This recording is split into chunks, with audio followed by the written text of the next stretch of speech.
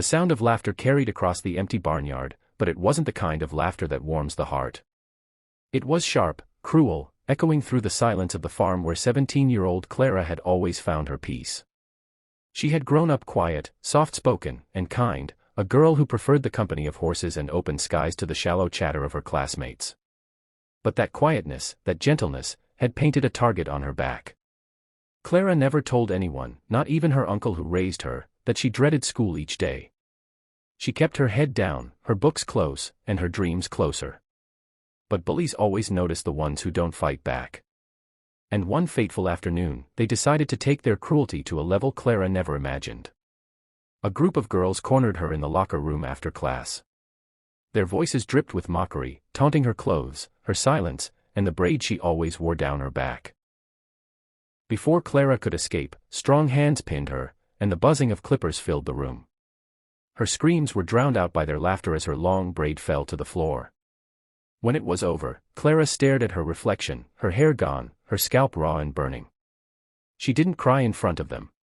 She didn't beg them to stop. She simply walked out, carrying the weight of humiliation heavier than the feed sack she lifted on the farm.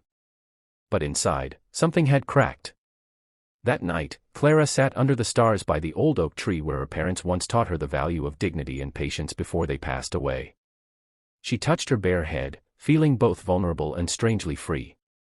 The pain was unbearable, but a thought whispered in her mind, "They think I am nothing. They think I have no power. But they have no idea who I really am." What no one at school knew was that Clara's family owned more than just a small farmhouse. Her parents had been respected landowners for generations. Every acre of wheat, every row of corn, every barn within a 5-mile radius rested on her family's soil. The very families of the girls who mocked her worked that land. Their food, their homes, their lives were tied to the land Clara quietly inherited. For days, Clara didn't return to school. Whispers spread, and the bullies gloated about what they had done. But silence doesn't mean defeat.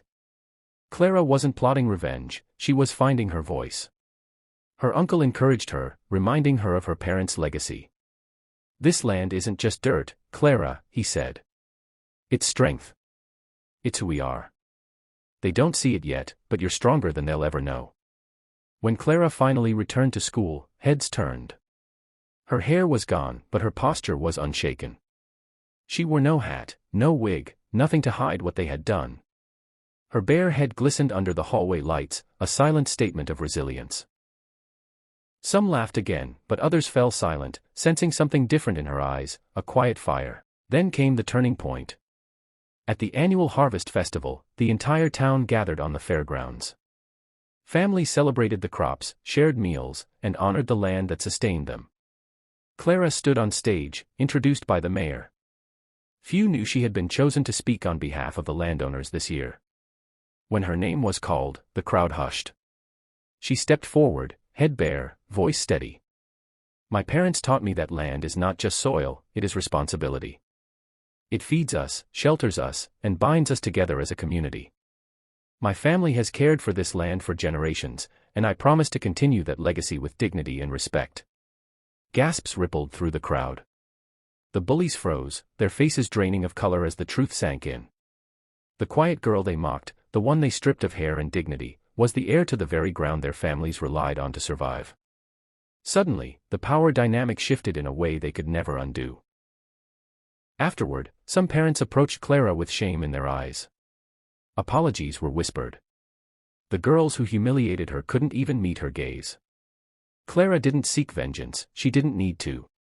Her strength, her grace, and her courage had already spoken louder than their cruelty ever could. In time, the bullies faced the consequences at home.